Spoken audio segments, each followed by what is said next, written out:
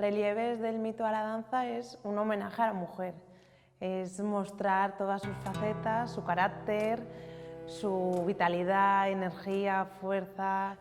Hemos querido ligar cada personaje con un palo del flamenco y con un valor de la mujer.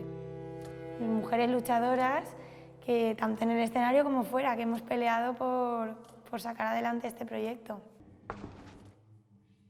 La tipología de mujeres con las que estamos trabajando en este momento tiene patologías asociadas al dolor, otras tienen problemáticas relacionadas con violencia en sus parejas o en sus exparejas.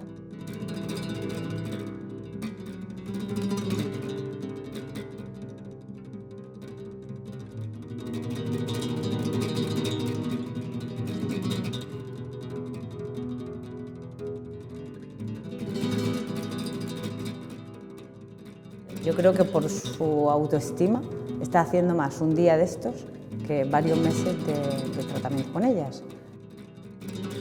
Nos han transmitido como una energía muy bonita y muy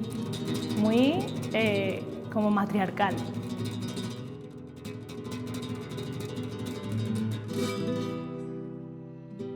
Yo no me he hundido, he procurado no hundirme.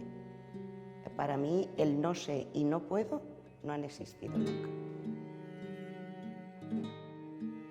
Hemos sentido que de algún modo les hemos ayudado para que este día ellas se hayan olvidado un poquito de los problemas como lo hemos hecho nosotras y hayan podido disfrutar.